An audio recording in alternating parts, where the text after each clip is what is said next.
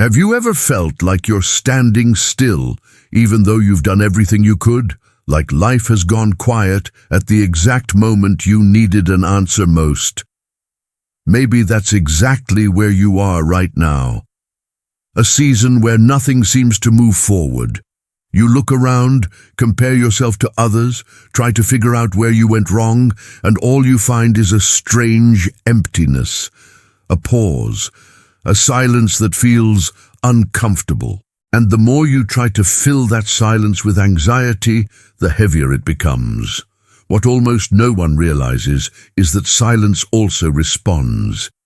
It doesn't come with clear sentences or signs pointing the way. It comes as an invitation to stop running on the inside, to accept that not everything reveals itself at the pace our urgency demands. Anxiety is born right there, when the heart wants to move forward, but the mind demands guarantees. When you feel something needs to change, but you can't see what the next move is, and that hurts. It hurts because we were taught to believe we can only act when everything is clear, when the whole path is fully lit. But faith never worked that way. If you look at the life of Jesus Christ, you'll notice something interesting. He never rushed time. He never seemed desperate to prove anything, but he also never avoided what needed to be done. He walked at the right pace. One step at a time, present, whole, attentive. Jesus didn't live trying to anticipate tomorrow. He lived faithful to today. And maybe that's why we get so frustrated, because we want the full map, while God offers only a flashlight for the next step. What if what you call a delay is actually preparation? What if the discomfort you feel isn't a sign of failure, but a sign of alignment? An internal adjustment happening before any external movement. The kingdom of God was never an instant explosion. It has always been process, seed, right timing, quiet growth, and that confronts our need for control, because silence forces us to face what's alive inside us. Maybe you're waiting for a dramatic confirmation, when what's really there is just a gentle but persistent restlessness. A discomfort that keeps coming back, a question that won't go away, a sense that staying exactly as you are no longer makes sense. And here's a very common, almost invisible mistake, trying to understand everything before acting, as if movement were only allowed after total comprehension. But life doesn't respond to endless analysis. It responds to honest movement. Maybe the next step isn't hidden. Maybe it just can't be seen while you insist on controlling every detail before trusting. There's something that deeply defines the modern human being, an obsession with total clarity, the need to understand everything before taking any step, as if life were a contract that could only be signed once every clause was perfectly explained. We learn to confuse safety with control. We believe that if we can predict every risk, every scenario, every possible mistake, then we'll be protected. But the effect is almost always the opposite. The more the mind tries to guarantee that nothing goes wrong, the more the body freezes, the more the soul closes off. The heavier life feels. The fear of making mistakes turns into a quiet paralysis, not loud or dramatic, but polite, disguised as caution. People say it's not the right time yet, that they need to think it through, that they're waiting for one more sign. But deep down, what's really there is fear of stepping into the unknown. There's a very clear difference between wisdom and fear, dressed up as wisdom. True wisdom observes, discerns, respects limits. Fear demands impossible guarantees. Wisdom asks whether the step is aligned. Fear asks whether the step is safe enough not to hurt. The modern mind wants guarantees that faith never promised. It wants certainty before movement, peace before decision, comfort before courage. But faith has always worked the other way around. First the step, then clarity. First surrender, then understanding.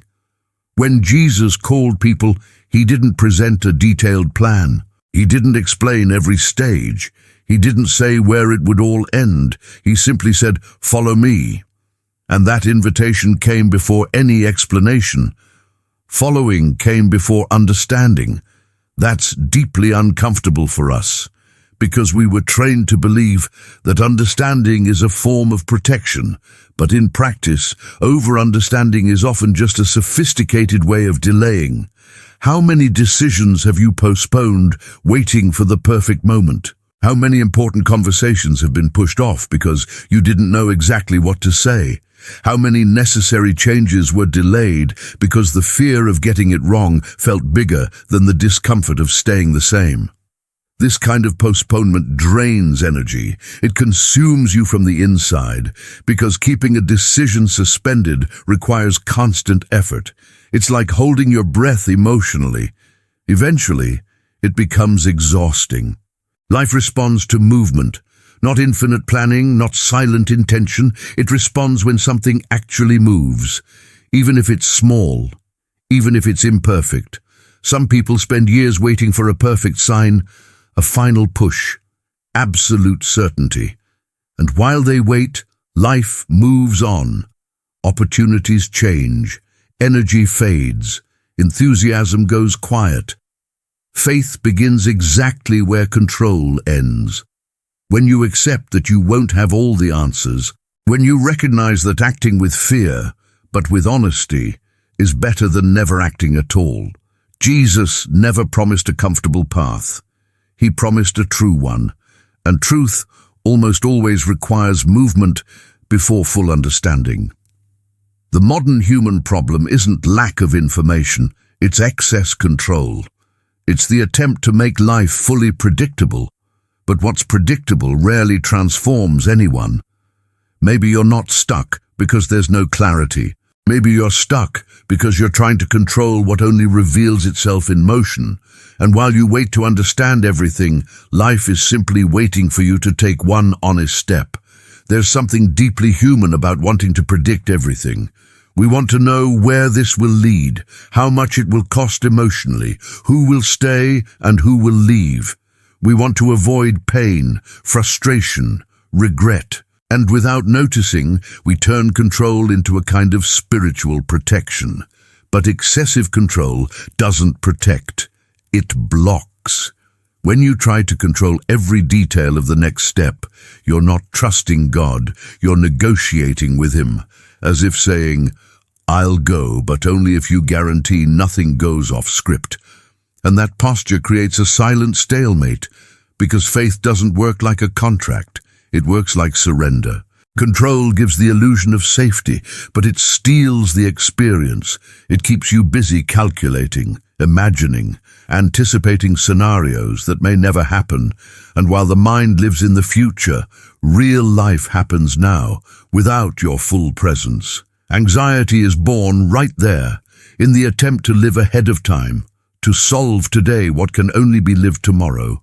Anxiety is a form of inverted faith. Instead of trusting that God will sustain the next step, you believe you have to carry everything alone. Jesus faced this very clearly.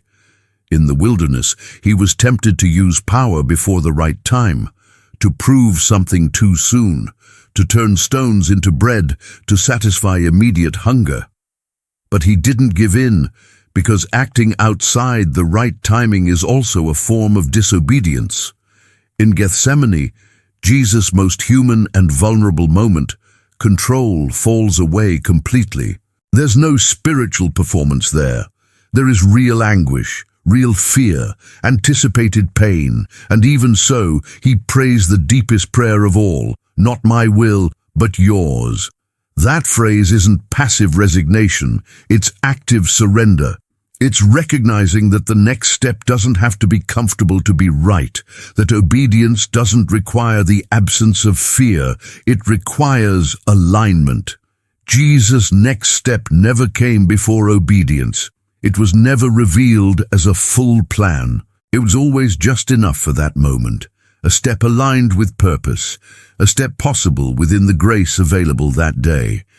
We tend to wait for something magical, a dramatic sign, a feeling of absolute certainty, but the next step is rarely magical. It's coherent. It makes sense when you look at who you're becoming, not just where you want to go. Faith doesn't eliminate risk. It redefines where risk belongs. Risk stops being something to avoid at all costs and becomes something to walk through with presence and trust. When you try to control too much, you drift away from the present. You live in projections, hypotheses, imagined futures, and you lose contact with the only place where faith actually happens. Now, there's a detail almost no one notices. God rarely shouts directions. He whispers invitations, and only those who slow down enough to stop trying to control everything can hear them. Later, I'll show you how to recognize the next step when it appears, because it appears in simple, subtle, almost imperceptible ways, and most people walk right past it every day without noticing. For now, understand this: while you try to predict everything, the next step waits, not for perfection, but for availability. The next step almost never arrives as a clear external answer. It doesn't usually come as a ready-made sentence or someone telling you exactly what to do. Most of the time, it starts inside, quietly, sometimes even uncomfortably. It's a thought that keeps coming back, even when you try to ignore it. A sense that something needs to be faced, a conversation you avoid, but that keeps circling your mind, a small decision, seemingly simple, that you keep postponing because you know it will change something. The next step doesn't shout. It presses gently. It nudges. It creates a specific discomfort, different from vague anxiety. It's localized. You know exactly where you need to look, but you choose to look away. Many people wait for a grand sign, when in reality the sign has already come in the form of repetition. What keeps returning does so because it hasn't been heard. Recurring thoughts aren't coincidences, they're invitations. God speaks in silence, not in noise. And that requires a rare posture today. Stillness, not just external, but internal. Silencing the need for opinions, validation, comparison. Silencing the urge to tell everyone before you've even understood it for yourself. Jesus practiced this often. He withdrew, stepped away from the noise, not to escape responsibility, but because he knew that listening comes before acting. Discernment requires space, and space only exists when we stop filling everything with distraction. In everyday life, this shows up very practically. A job that no longer makes sense, but you keep because you're afraid. A relationship that needs an honest conversation. A habit you know needs adjustment. A simple idea you keep delaying because it feels too small to be the next step. But the next step is almost always small. It doesn't solve your whole life. It just corrects direction, and that's enough. There's also the fear of acting and discovering it was all in your head. But discernment doesn't come from absolute certainty. It comes from inner coherence. If what keeps pressing on you aligns with truth, integrity, and growth, it's probably not just noise. The problem is that many people only want to act once they no longer feel afraid, and that almost never happens. Fear doesn't disappear before movement. It shrinks after it. When you start recognizing these subtle signals, you realize something important. You're not lost. You're just avoiding listening, because listening brings responsibility, choice, letting something go. The next step begins to reveal itself when you're willing to look at what's already obvious but uncomfortable. And the more you run from it, the louder that discomfort becomes. Before moving on, it's important to understand this. Many times, God isn't the one complicating the process. We are. With too much noise, too many opinions, too many distractions. And that's what we need to talk about now. One of the most common ways people sabotage their own calling is by living constantly distracted. It's not lack of ability. It's not lack of faith. It's excess noise. The mind never rests, always busy, always reacting, always consuming something new, so it doesn't have to listen to what's inside. Another issue is the number of voices people allow to influence their decisions. Too many opinions create confusion. Every piece of advice carries the story of the one giving it, not yours. And when you try to please everyone, you end up betraying what you already know you need to do. Fear of judgment also paralyzes. The fear of looking inconsistent, unstable, or wrong keeps many people stuck in places that no longer make sense. They prefer familiar discomfort over the risk of being questioned. There's also escape through noise, social media, constant entertainment, non-stop activity. All of this works like anesthesia, not because it's bad in itself, but because it blocks the silence needed for discernment. When silence shows up, fear comes with it. Because silence reveals, it exposes what's misaligned, and not everyone is willing to face that, but that fear doesn't mean something is wrong. On the contrary, it usually appears when something real is about to be touched. And it's exactly this fear, so avoided and so misunderstood, that we need to talk about now. Fear almost always shows up before real progress, not as an enemy, but as a signal that you're standing at the edge of something new, and everything new brings insecurity, even when it's necessary. The common mistake is assuming that fear means you're on the wrong path. That's not true. If it were, no one would ever move toward anything that truly changes their life. Fear doesn't point to error, it points to significance. Jesus faced fear too. In Gethsemane, he didn't hide it. There was anguish, there was tension, there was a human desire to avoid pain, and still there was no retreat from purpose. This teaches us something essential. Spiritual courage isn't the absence of fear, it's choosing despite it. Faith doesn't erase fear. It redefines who's in charge when fear shows up. Instead of paralyzing you, faith supports the smallest possible movement, not the giant leap, not absolute confidence, just the next step. There's a false idea that you need total security to act, but the next step has never required total confidence. It requires minimal obedience, a small yes, a simple gesture, a choice aligned with what you already know, even if you don't know everything.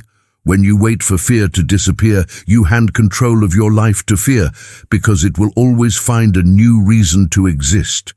The most honest question isn't, am I afraid? But despite the fear, does this still make sense to me? That's where faith shows up, not as a high emotion, but as a posture, a practical decision, a willingness to move forward with a racing heart. Maybe someone you love is exactly in this place, waiting for a sign, paralyzed by the fear of getting it wrong. If this message is resonating with you, consider sharing it with that person. Sometimes the sign someone is waiting for comes through another person. And if this kind of reflection speaks to you, subscribing to the channel is a simple way to keep walking this path of clarity and depth. Here, the goal is to walk together, without rushing, but without avoiding what needs to be faced. If you want, leave a comment about what stirred something inside you up to this point. Often, writing is the first step of a decision that's been postponed, because fear doesn't disappear before movement. It transforms after you decide not to let it decide for you. The next step almost never arrives with noise. It doesn't interrupt your routine with something spectacular. It doesn't demand that you become a different person overnight. Most of the time, it just whispers and stays there, waiting for you to be willing to listen. That step doesn't ask for perfection. It asks for availability. It doesn't require full preparation, only presence. The clarity you're looking for doesn't come before movement. It comes after, as a natural consequence of choosing not to run from what you already know. Many people spend their lives waiting to feel ready, waiting for the day when everything makes sense. But that day rarely comes the way the mind imagines. What usually comes is just enough for today. Jesus never revealed the whole path. He never promised total vision.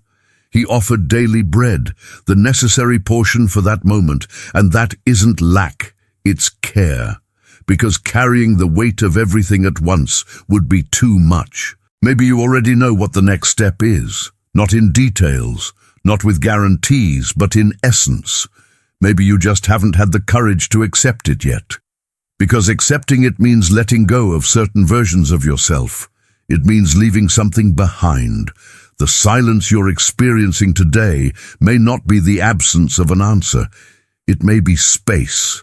Space to realign, to stop negotiating, to decide honestly. If something here touched you, write it in the comments. Saying it out loud, even in writing, helps bring into awareness what was hidden. Like the video if this message resonated with you, and share it with someone who may be standing right at this point of waiting. This channel exists for that, to create pauses, to go deeper, to remind you that life doesn't ask for speed, but for presence, and that the next step never comes shouting. It has always been there,